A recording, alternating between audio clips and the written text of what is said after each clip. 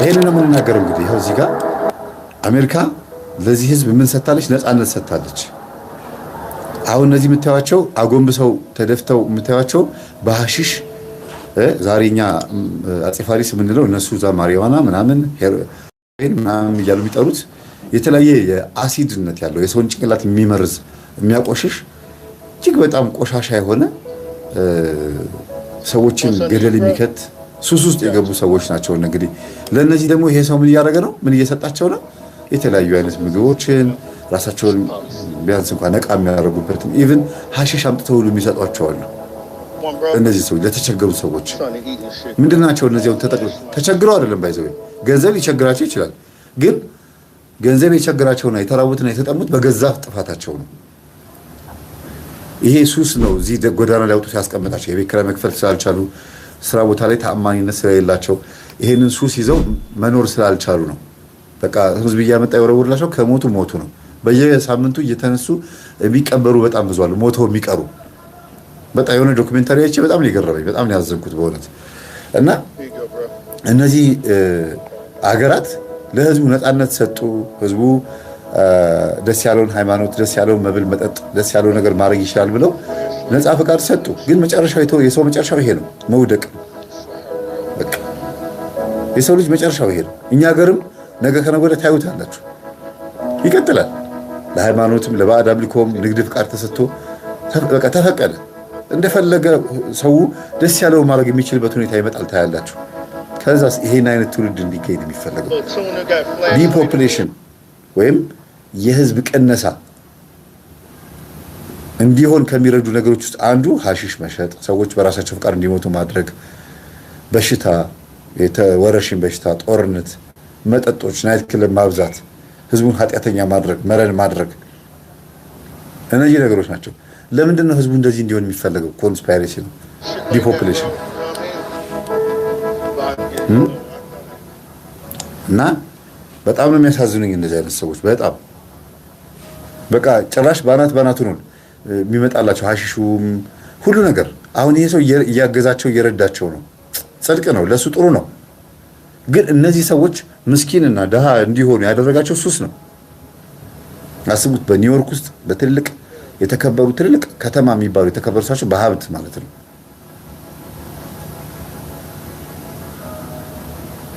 በቃ ያው ሰው እንደዚህ ወድቆ ነው የሚቀረው። ነፃ ፈቃድ ከባድ ነው። ሰዎች እንደፈለጉ እንዲሆኑ መፍቀድ በጣም ከባድ ነው። እግዚአብሔር ይማራቸው። እስቲ የመሪ ጌታ ደግሞ እንስማቸው እስቲ የሚሉትን ነገር የምለው ሊቃውንት ቤተክርስቲያን መጽሐፏ ይችላል። ጸሎት የጸሎት መጽሐፍነት የቅድመ ቢያንስ አንድ 300 ዓመት ሊሆን ይችላል አይታወቅም። እና አንዳንድ ሰዎች ጸሎታችን አስማት ይላሉ። አስማት የሚለው ደግሞ ትርጉም ሲተረጎም እኮ ስም እንጂ ሌላ አይደለም። አስማተኞች ምናምን ይላሉ። ጸሎት ነው። ጸሎቱን ልበላችሁና እስኪ እናንተ ተርጉሙት። ጸሎት ነው አስማት ነው ብላችሁ ተርጉሙታላችሁ።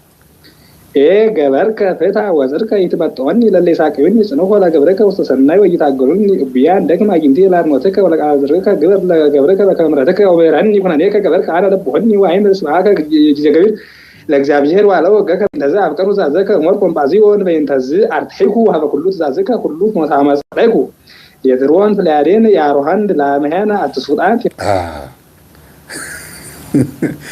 መጀመሪያ ከመዝሙረ ዳዊት ላይ የተወሰኑ ሐሳብ ይወሰዳል።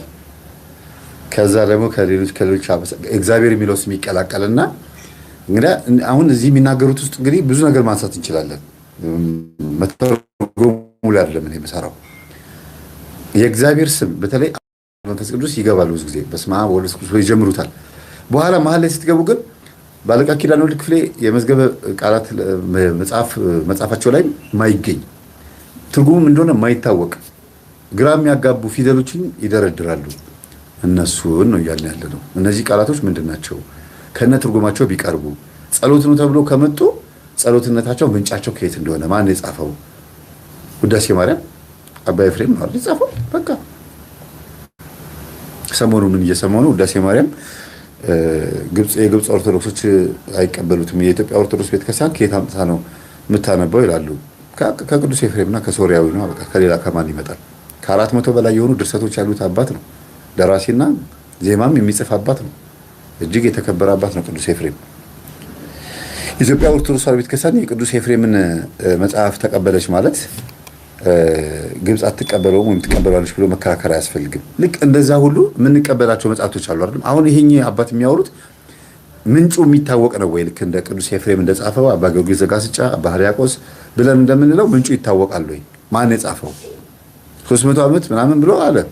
ምናልባት ብራናው ስላረጀ ወይ ደግሞ በጣም የጥንት መጽሐፍ እንደሆነ ስለሚያሳይ ሊሆን ይችላል እንጂ ቀኑም አልተጻፈም እዛ ላይ። ቤተሰቦቹ ነግረውትም ሊሆን ይችላል። ቀማያቱ ድረስ ቆጥሮ ሊሆን ይችላል። ይሁን ግን የእግዚአብሔርን ቃል ከጠራ በኋላ መጨረሻ የደረደራቸው ቃላት ስሙ። ያቆን ዘላወን ህዝናቶክ ዘምሮክ ዴምናትር ድልጣሮት ኤጢማሶር ኤጢማሶር ግብቶሞር ምናቴር አብያቴር ኤልያስ ቀምዳል አክናቴል ዘርቃኤል ሌድ ለቃኤል ልክራድ አልከወድ ላሜድ ልክፈንት አሽውጥ ሌምሮት ግራዶት አስወዲዮት ዴምራዶት ዳሌት ቴራዶ አውዶ ጋዶ ሄዜፍናድ ላከድ ላከድ ቴብራክድ ይወድ ዳዊከ ገብራድ ነው ላውካን ያለቦን ማት ዛዘከ ይያለሄዳ ያስማት ነው ተወሰወስ ወሽ እንደው እናንተ እንደው ሊቃውንተ ቤተክርስቲያን እንደሆነ ተነስናት እንደው እናንተ ተርጉሙት። ጥሩ። አሁን እሳቸው ይሄንን መጽሐፍ ነው አይደለም ያነበቡት? ሁሉም ሰው እጅ ላይ ያለው መጽሐፍ ይሄ መጽሐፍ ነው ወይ ነው? ይሄ መጽሐፍ አስማታዊ መጽሐፍ አይደለም ማለት ሌላው መጽሐፍ አስማታዊ አይደለም ማለት ነው እንዴ? እኔ ቤት ያለው ወይም የሆነ ሰው ቤት ያለው መጽሐፍ አይተውታል እሳቸው? ወይም ደግሞ የሆነ ደብተራ ቤት ያለው መጽሐፍ አይተውታል? እሳቸው እጅ ላይ ብዙ ዓመት ያስቆጠረ መጽሐፍ ስላለ ሌላው ቤት ያለው መጽሐፍ ልክ እንደዛው ነው ማለት አይደለም፣ ይለያያል። ሌላው ደግሞ ሲያነቡት ይሄንን ድግምት ደግሞ የሚጠቀሙት ሰዎች አሉ።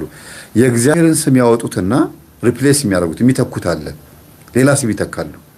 እሳቸው ምናልባት በገጠረኛ አክሰንት ይሄ እነዚህ ዮድ ሜም ኖን ሳምኬት የሚሉትን የእግዚአብሔርን ልዩ ስሞች እነዚህ ህቡ ስሞች የሚባሉትን ሲጠሩ አጠራራቸው በገጠረኛ ቋንቋ ስለሆነ ቃላቱን ቀየር አድርገው ጠርተው የተደበላለቀ ነገር አለው። ዕብራይስጡን ሲጠሩት በአማርኛ ቋንቋ ትንሽ ለየት ይላል እና ከዛ አንጻር ቃላቶቹን በደንብ አስረግጠው በደንብ አልተናገሯቸውም። ግን በየቤተ ክርስቲያኑ ሁልጊዜ ማለት ነው እኔ በጣም በቃ የምቆጨው በየቤተ ክርስቲያኑ በጣም የተለያዩ የጥንቁልናና የድግምት መጽሐፍቶች አሉ። ቤተ ክርስቲያን ውስጥ ግን አይደለም፣ በእነዚህ አይነት ሰዎች እጅ ማለት ነው። እሷ ነች እንግዲህ ጉድ የምታፈላው እንጂ ቤተ ክርስቲያንማ የራሷ ንብረት የላትም። በዚህ ጉዳይ ላይ የራሷ ንብረት የላትም። ይሄ የጥንቁልና መጽሐፍ ሆኖ ይሄ የኔ ንብረት ነው ብሎ የምትለው ነገር የላትም። ግን በመርጌቶች እጅ በሚጠመጥሙ ጥበበኛ ነን ብለው በሚያስቡ አብነት ትምህርት ቤት በተማሩ ሰዎች እጅ አለች። ከየት አመጧት? ከአንዱ አንዱ ይገለብጣታል። እስቲ አምጣትማ አንድ 15 ቀን ልቀመጥና ልጻፋት ይላል። ከቻለ በስኪሪቶ ካልቻለ ደግሞ ከብራና ወደ ብራና ቁጭ ብሎ በቁም ጽሑፍ ይገለብጠዋል። ከዛ ያስተላልፈዋል ያንን ጥንቁልና። ግን በየመቃብር ቤቱና በግላቸው ነው ይሄን የሚያደርጉት። ቤተክርስቲያን ታውቃለች? አታውቅም። ብታውቅም አትናገርም። ቤተክርስቲያን ማለት እኮ እነሱ ናቸው ከራሳቸው አገልጋዮች ስለሆኑ ይሄኛውን አይናገሩም፣ ይሄኛውን ይናገራሉ። አውደ ምሕረት ላይ የሚያስተምሩት የመጽሐፍ ቅዱስንና ገድሉን ስንክሳሩን ነው። ከአውደ ምሕረት ወርደው ደግሞ በግላቸው ደግሞ ህዝቡን ኮንትሮል ማድረግ የሚመችበትን መንገድ የሚሰሩት ደግሞ በሌላ መንገድ ነው።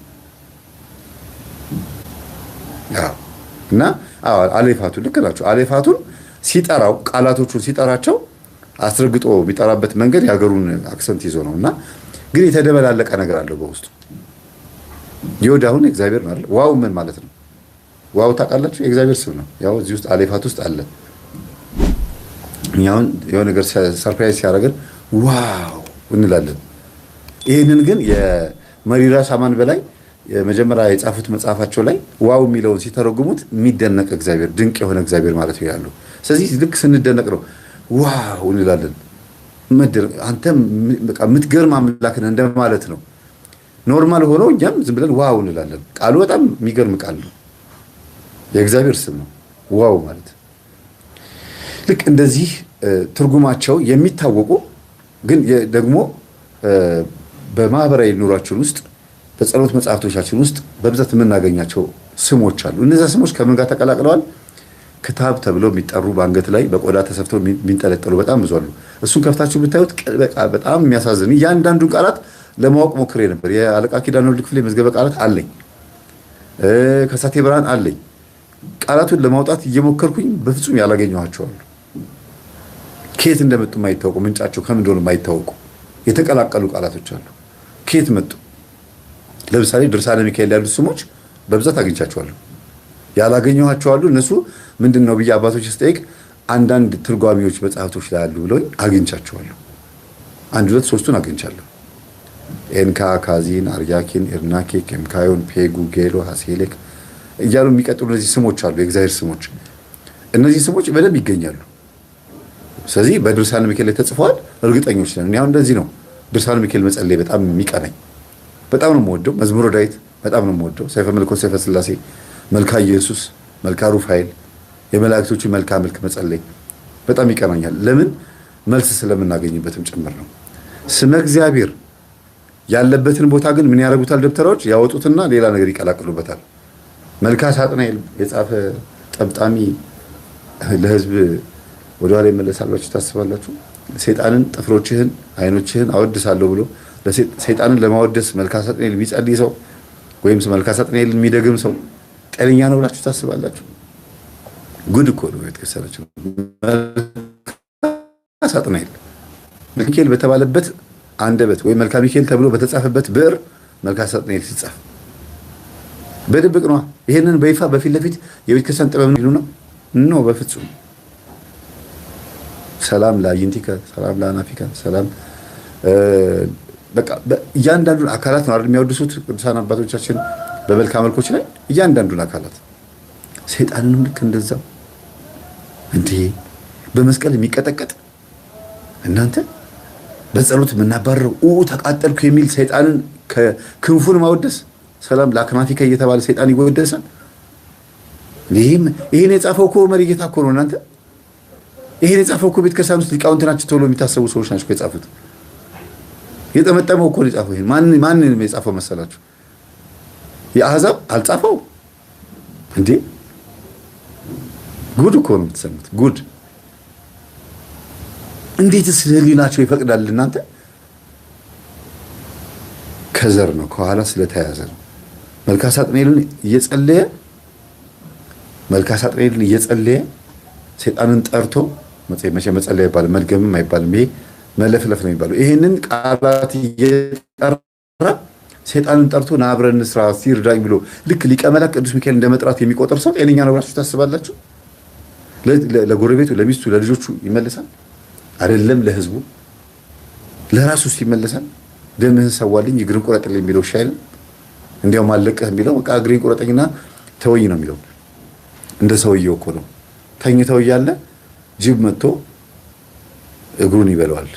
አንተ ምንድነው ጅብ እኮ ነው እግርን እየበላ ነው ሲለው ጊዜ ተው እግሬን በልቶ በሱም በተወኝ ይለዋል። ከተነሳውኝ ይጨርሰኛል ይዞኝ ነው የሚሄደው ይለዋል።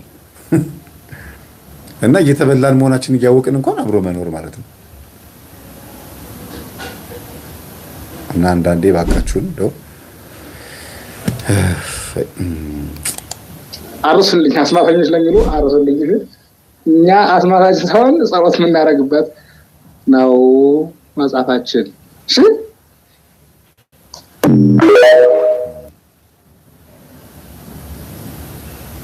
ይኸውላችሁ ይሄ የምታዩት እዚህ ጋር በስነ ስርዓቱ ድግምት የሚደግሙ ሰዎች የሚሰሩት ስራ ነው። 2 አሻንጉሊቶች አዘጋጀ። 2ቱ አሻንጉሊቶች ምንድናቸው? ቀይ ልብስና ጥቁር ልብስ የለበሱ ናቸው። ሴትና ወንድ ሙሽሮች ናቸው። መስተፋቅር እየተሰራ ነው። ይሄው ደግሞ አለው ቅርታ ይኸውላችሁ እንዴት እንደሚያደርገው ይሄው 2ቱ ላይ በምላጭ ልባቸውን ሰነጠቀ።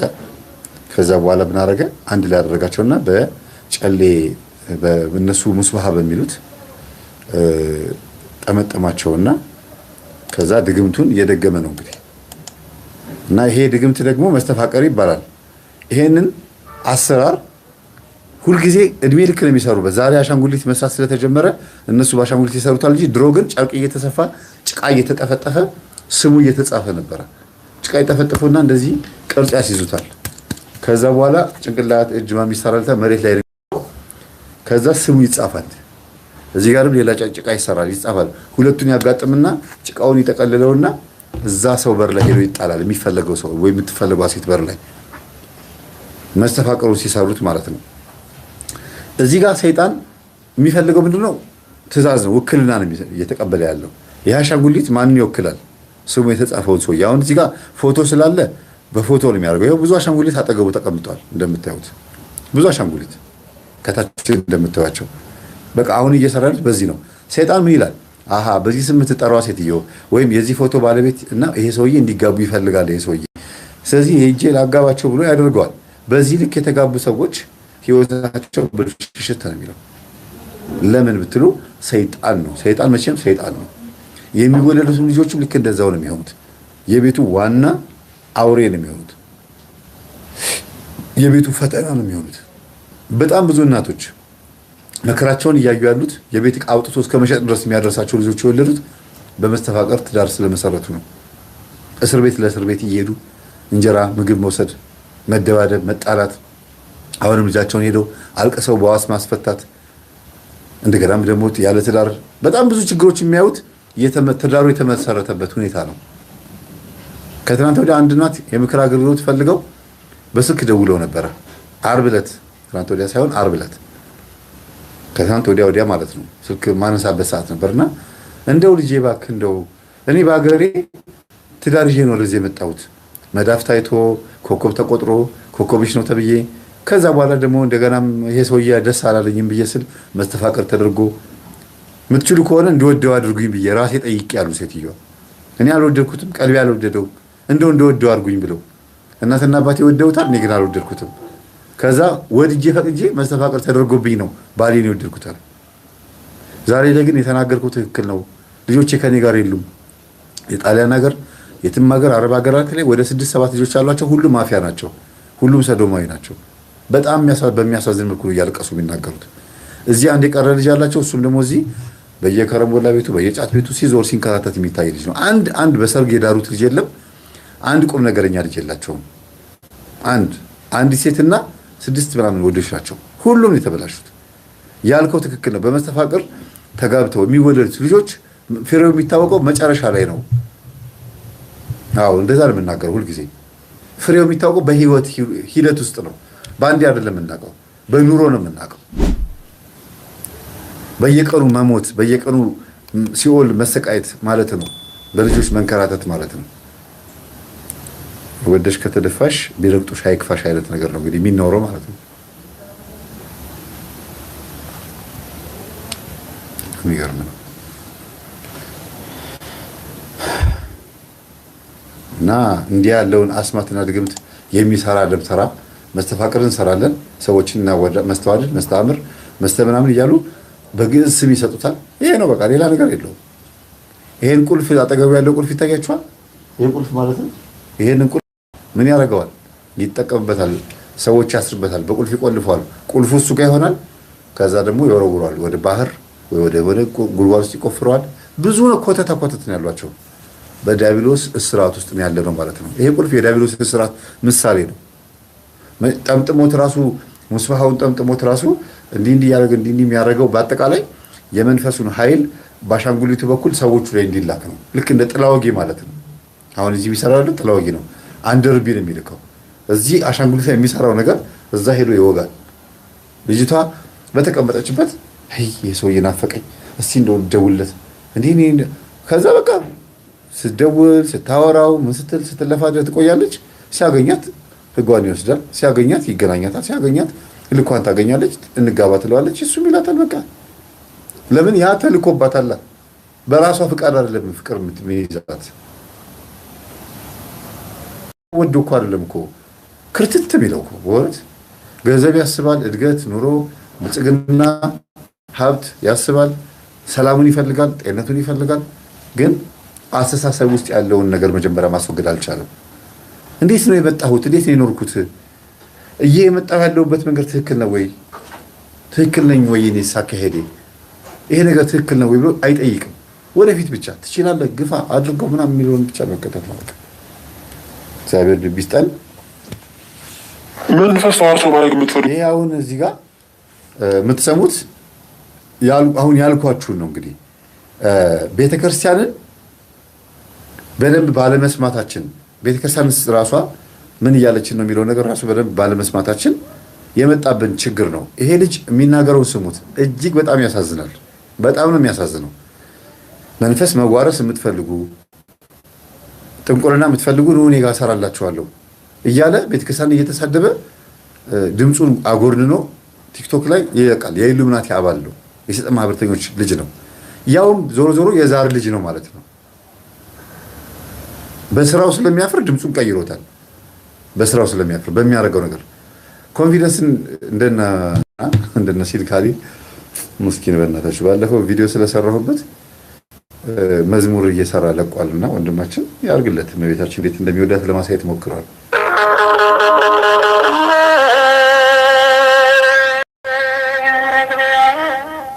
ኮፒራይት እንዳይጠይቀኝ ነው እና መዝሙር አድርጎ እመቤታችን እንደሚወዳትና ለማሳየት ሞክሯል። እኔ እያልኩ ያለሁት ወንድማችን ንስሐ እንዲገባ ነው እንጂ እግዚአብሔርን አትወደውም ጨራሽ አስበው አታውቅም አይደለም። በዩቲዩብህ ላይ ግን ብትችል፣ በቲክቶክህ ላይ ግን ቅዱስ የሆነ ነገር ልቀቅም፣ መንፈሳዊ ነገር ልቀቅ። በቀደም ደግሞ ምን ሲል ሰማሁት? እኔ ጋር መታችሁ የሆነ ነገር እንዳደረግላችሁ የምትጠይቁ ሰዎች አላችሁ፣ እኔ ምንም ላደረግላችሁ አልችልም አለ። አበሻ ይደውላችሁ እሱ ጋር እንዲህ አድርግልን፣ አይነ ጥላ እንዴት ነው የሚሄደው? አንድ ቃልቻ ባላውሊያ በቃ አይነ ጥላ ጥቅም አላት፣ ዛር ጥቅም አለው ብሎ የሚያስቡ ሰዎች ጋር ሄዶ አይነ ጥላን ለማባረር ጥረት የሚያደርጉ ሰዎች በጣም የሚያሳዝነው በጣም እና ወንድማችን የእመቤታችንን መዝሙር እያደረገ መንፈሳዊ መዝሙር እያደረገ የኔን ፎቶ እየለጠፈ ምናምን መልስ ለመመለስ እየሞከረ ነው። በጣም ጥሩ ነው። እኛም የምንፈልገው እንዲያዳምጥ ነው። ከዚህም ቀጥሎ ደግሞ ትምህርታችን በደንብ አዳምጠው ከዛ የሚበጀውን መልካም የሆነውን ነገር መያዝ እንጂ ዝም ብሎ እንዲሁ የቤተሰብ ነው የእናት አባት ነው ብሎ ተከትሎ መሄድ አይደለም። ማመዛዘን ያስፈልጋል ማለት ነው። ወደዚህ ስመጣ ግን ልክ በቃ በመናፍስት አሰራር እርግጠኛ የሆኑ ሰዎች ሰይጣን ይሰራል፣ አዎ ከጠራ ነው ይመጣል፣ አዎ ብሎ የሚያስቡ ሰዎች በቲክቶክ ላይ በዝተዋል። በቃ እግዚአብሔርን ከርተው ሰይጣንን የተከተሉ ሰዎች ሰይጣን እንደሚሰራ ካመናችሁ እንዴት ነው እግዚአብሔር አይሰራም ብላችሁ የከዳችሁት? ለምን ራጣችሁት? እግዚአብሔር እንዴት አይሰራም? ጾም ይፈልጋል፣ ጸሎት ይፈልጋል፣ ስነ ስርዓት ይፈልጋል። እቺን ደግሞ እናንተ አትፈልጓትም። እናንተ እቺን ስለማትፈልጓት በዚህኛው መስመር ማለፍ ስለማትፈልጉ ሰይጣን የሚያዛችሁን ነገር ነው መከተል የምትፈልጉት። ሰይጣን ምን ይፈልጋል? ነፃ መሆን፣ በቃ እንደፈለግ ኃጢአትን እያጣጣምክ ምናምን እንድትከተል ይፈልጋል። ስለዚህ እስቲ ስሙት የሚናገረው ነገር።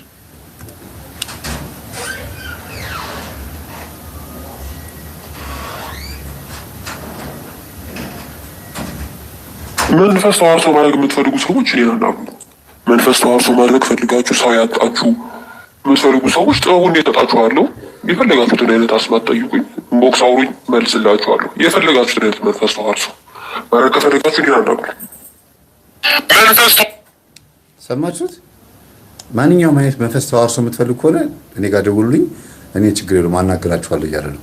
ይሄ ነው ትውልዱ እንግዲህ አዲስ የመጣው ትውልድ። ዝም ብለህ የትንፍጩ ዱቄቱን አምጮ ነው በቃ መዋረሱን ማጂክ መስራቱን እንጂ የሚያዩት የነፍሳቸውን ጉዳይ የዘላለም ሕይወታቸውን ጉዳይ ምናምን የዘነጋ ትውልድ ነው። እንደዚህ አይነት ትውልድ ባለበት ሰዓት ላይ ሰይጣን የለም ምናምን ብሎ መከራከር በአንድ በኩል ኤቲስቶችና ፓጋኖችን፣ በሌላ በኩል ቤተክርስቲያን ውስጥ ደግሞ ትውልዱን ለጤነኛ አድርጎ ማሰብ የሚያጠምቁ አባቶችን እየተቃወሙ ይሄን መንፈስ በደንብ አድርጎ እንዲሰራና የትውልዱ እንደዚህ እንዲበላሽ መፍቀድ በጣም እኮ የሚገርም ነው። እርሱ አስማት ማሰራት የምትፈልጉ ሰዎች እኛን አናግሩ። እግዚአብሔር የሚበድላችሁ ሰዎች፣ እግዚአብሔር ከሰው በታች ያወረዳችሁ ሰዎች፣ እግዚአብሔር የሚበድላችሁ፣ እግዚአብሔር ከሰው በታች ያወረዳችሁ ሰዎች እኛን አናግሩን፣ እኛ የምትፈልጉትን እንሰጣችኋለን እያሉ ነው።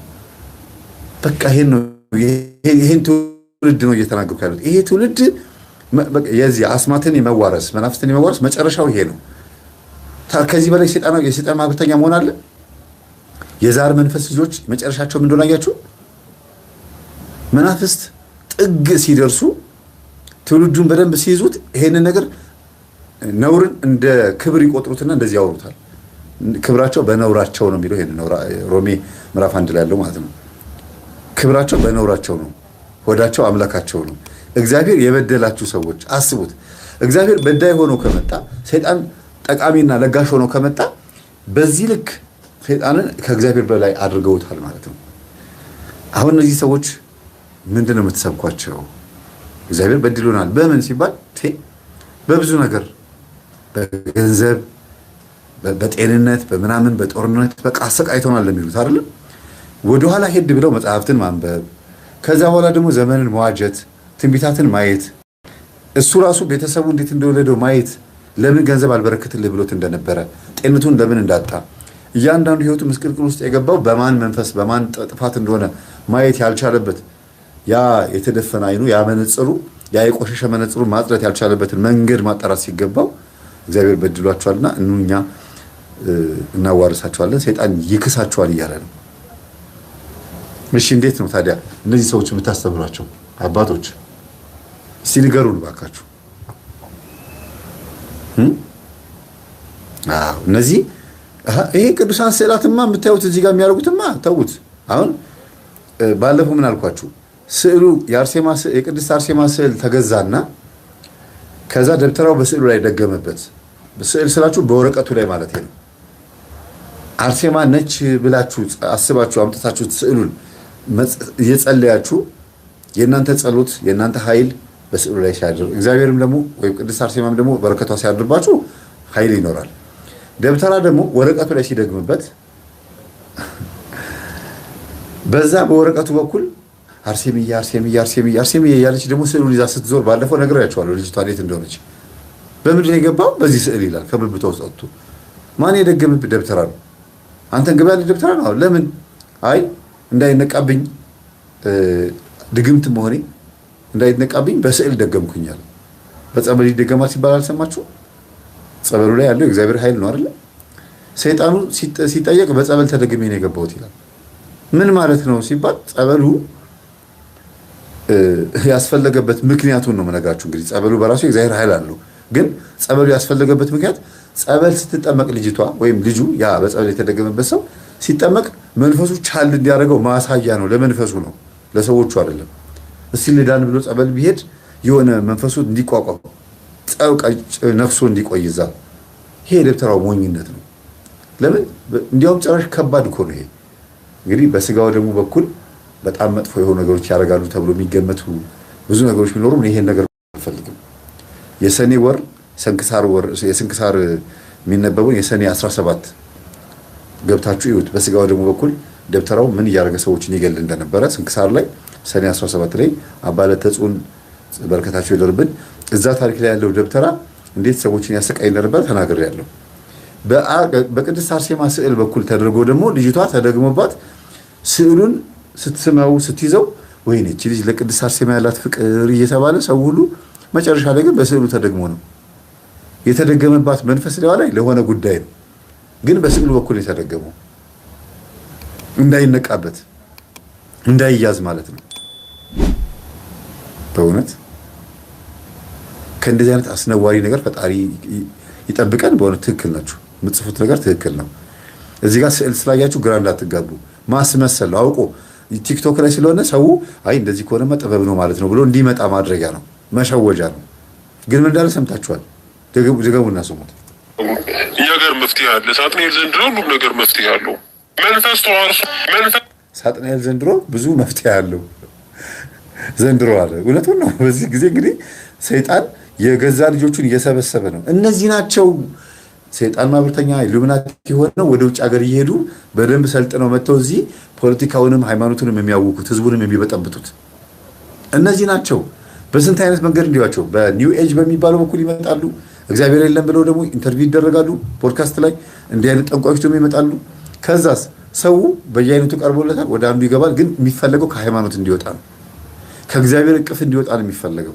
በምንም መንገድ ይሁን ብቻ ውጣ ነው፣ መገፍተር ነው። ልክ ለምሳሌ በአሸዋ ይዤ ብትን ባረገው ሳር ውስጥ የሚወድቃለ፣ በየቦታው የሚወድቃለ፣ እንዳወዳደቁ ነው። ዋናው የሚፈለገው በእጅ ያስኩትን አሸዋ መበተን ነው። እጄ ባዶ እንዲሆን ነው የተፈለገው፣ አመድ አፋሽ እንደሆነ። አመድ እህል ቢዘሩበት አይበቅልም፣ አያበቅልም፣ ማዕድን የለውም። እሳት በልቶታል ማዕድኑ። እንጨት ነዶ አመድ ይቀራል አይደል? አመዱ ላይ እህል ብትዘሩ አይበቅልም።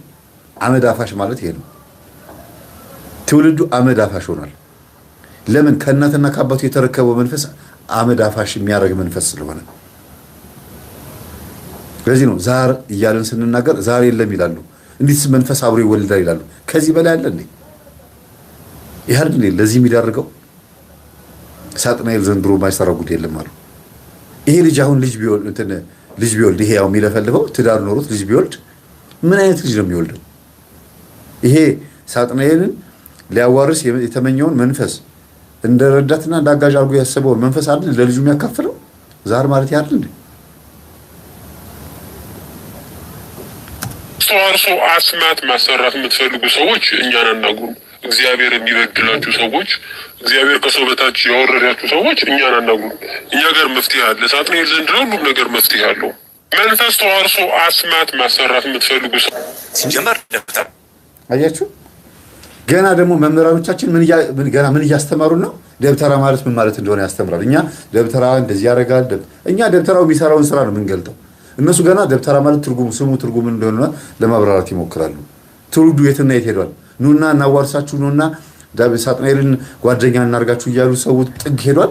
እነሱ ገና የስም ትርጉም ላይ ናቸው። ስማቸው ስድብ አይደለም። ድንኳናም በድንኳን ቁጭ ብሎ የሚማር ነው። ደብተራ ድንኳን ተባለ ለመቤታችን። ግን ብዙ ጊዜ ደብተራ ሲባል እንደ ስድብ እንደ ጠንቋይ አድርገን እንድንስል ተደረገ። ደብተራ ማለት ምን ማለት ነው? በእውኑ ደብተራ ማለትስ ስድብ ነውን? እመቤታችንንስ ለምን ደብተራ ድንኳን እንላታለን? ደብተራ የሚለው ቃል በቀጥታ የግዕዝ ትርጉሙ ድንኳን፣ ማደሪያ፣ መኖሪያ፣ ካህን፣ ሊቅ፣ መዘምር የሚል ትርጓሜን ይሰጠናል። ጠቢቡ ሰለሞን የእግዚአብሔርን ቤተ መቅደስ ከመገልባቱ በፊት የእግዚአብሔር የቃል ኪዳኑ ታቦት ያድርበት የነበረው የመገናኛው ድንኳን ደብተራ ኦሪት፣ ደብተራ ስም የሚል ትርጓሜ አለው። ኦሪት ዘጸአት ምዕራፍ 40 ከቁጥር 1 ላይ ስንመለከት እግዚአብሔር አምላክም ሙሴን የቃል ኪዳኑን ታቦት ያኖርበት ዘንድ የመገናኛውን ድንኳን እንዲሰራ አዞታል። ኋላም ከቁጥር 38 ላይ ስንመለከት ደግሞ እግዚአብሔር በዚያ በመገናኛው ድንኳን በደመና ይገለጥለት እንደነበረ ይጠቅሳል። እንግዲህ እኛ ደብተራ ማለት ምን ማለት እንደሆነ ቆይ ይጨርሱ መሰለኝ። እንደገና ከመጣባቸው ደብተራ ምን እንደሆነ እስቲ አብራርተው ይጨርሱ። አስላችሁ እኔ ዘዋሪውን ደብተራ የድጎ መምህር ሁላ ደብተራ ነው የሚባል። ደብተራ ማለት አገልጋይ፣ ከደብተራ አገለገለ፣ ቀስ አገለገለ፣ ቄስ ከደብተራ አገለገለ። ደብተራ ብዙ ነው ትርጉሙ። ደብተራ እመቤታችን ይላል። ደብተራ ድንኳን እና ደብተራ ሲባል አገልጋይ ነው እንጂ ሌላ አይደለም። ደብተራ ሲባል ምንድነው አሉ? ደብተራ ሲባል አገልጋይ ማለት ነው እንጂ ሌላ ነገር አይደለም አሉ። እና እኛም እያልን ያለነው አባታችን መጥፎ ነገር ነው ትርጉሙ አላልንም።